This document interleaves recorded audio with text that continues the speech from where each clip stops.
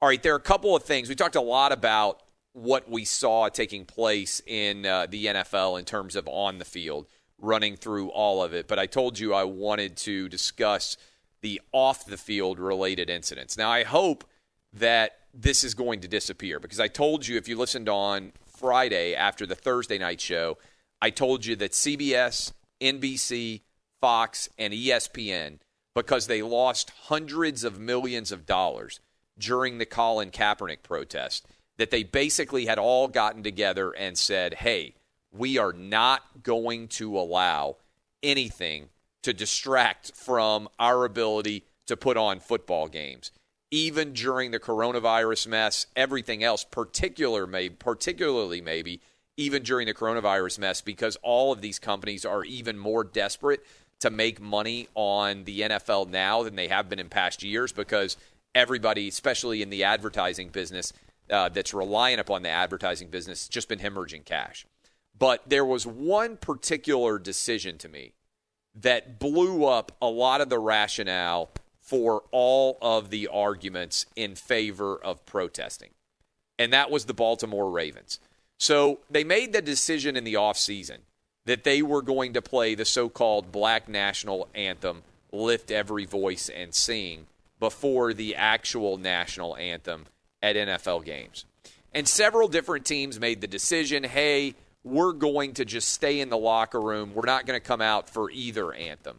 And that was, for instance, the Miami Dolphins. And I thought the Miami Dolphins, whether you agree or disagree with that decision, the Miami Dolphins, who got whipped, by the way, by the New England Patriots, who were all standing for the national anthem.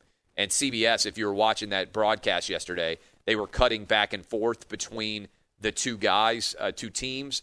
One, the Miami Dolphins standing in the locker room. The other, the New England Patriots standing on the sideline, most of them with their hands on their hearts, getting ready for the kickoff of the season. But the Miami Dolphins, we played this for you on Friday, I believe it was. We played you their statement where they said, hey, we don't want to be a distraction, and we don't want people looking at what we're doing during the Black National Anthem and comparing it to what we're doing during the national anthem, so-called Black National Anthem, compared to the national anthem. And so that, to me, immediately set off, well, this is going to be interesting, right? I was sitting around thinking about it before. What are you going to do if you have a team that stands for the Black National Anthem and then they all kneel, or a lot of them kneel, for the national anthem? That's not going to make very much sense. Well, we did have a team do it, and it was the Baltimore Ravens. And in particular, to me, that blows up the argument that you're not acknowledging that there is a form of respect involved for the anthem. Because if you are standing for the Black National Anthem, which many, almost all of the Ravens did, I think 2 players knelt for it, and then you are kneeling for the national anthem itself, which the majority of the Baltimore Ravens did, then what you are saying is we have respect for the Black National Anthem, but we don't have respect for the national anthem. And there is no way you can logically argue for the difference of treatment between the two without going directly to respect for the song itself. If you're going to kneel for the national anthem, then you should be kneeling for the Black National Anthem. There's no logic here for the Baltimore Ravens other than to argue they're intentionally choosing to disrespect the United States national anthem. And that is, I believe, a really bad look for the Baltimore Ravens. Now, hopefully for the Baltimore Ravens case, the media stops covering it, all of the protests surrounding the national anthem and everything else, because it's become a carnival sideshow of ridiculousness, and it's actually not having any impact at all. In fact, if you saw the video of a man in Compton, California, walking right up and shooting 2 L.A. police officers, you can argue that all these athletes protesting are actually having the exact opposite impact. They are making it more dangerous for police, and they are making it more dangerous for suspects. Neither side treats each other with very much trust, because if you're a police officer, you anticipate that you might be a victim at any point in time. And if you're a suspect, you anticipate that you might be a victim at any point in time as well. And so that's why I could argue, I think legitimately, that all of these protests have led to many more police officers being shot and killed, and many more people in general in these cities being shot and killed as well, because shootings have skyrocketed since the George Floyd protests began, and so have murders in all the major cities in America. Because police are afraid to do their job, and when police are afraid to do your job, people in inner city neighborhoods become even more likely to be victims of violent crime. And so, honestly, if people were looking at the data and making legitimate arguments based on the data, they would be saying what athletes are doing with sports is putting everybody more at danger.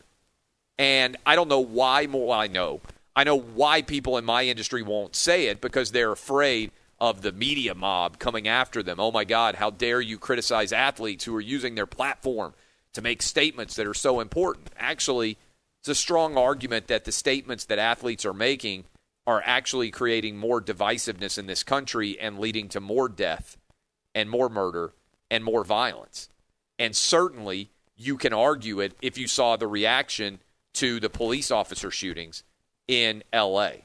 I hope those officers are going to be okay. It sounds like they are, the most recent updates that I have seen, but both of them are still hospitalized, and they did absolutely nothing.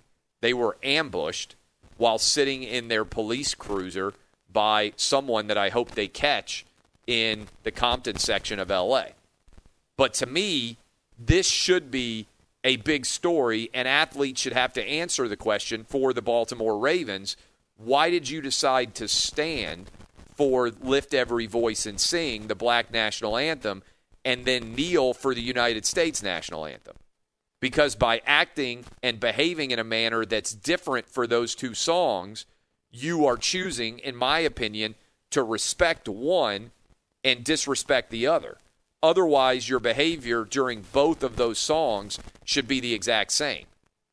And I think that's why the Miami Dolphins, I don't think it's what they said. That's why they chose not to come out for both songs, because they didn't want to create that difference of behavior. And people say, well, they're not disrespecting the anthem by choosing to kneel. Well, then why did they choose to stand for the other anthem? There's no logic to the argument there. It is, I think, a really bad look for the NFL, a really bad look for the Baltimore Ravens, and a really bad look for anyone who is trying to justify the decision being different for both of them. If you decide to kneel for all the songs, all right, I understand that. That's your perspective. That's your prerogative. But making a decision to stand for one and kneel for the other doesn't make any sense at all. All right, when we come back, Joel Klatt is going to join us in hour two. We had a lot of college football games played, and I'm going to give you the absolute latest on what I am hearing about the Big Ten, and I'll give you a tease. It involves the Big Ten being able to come back and play college football this season and potentially, if things go well, contend for a spot in the college football playoff. I've been fighting hard for it. I'll tell you what that latest is when we come back. I am Clay Travis. This is Outkick the coverage on Fox Sports Radio.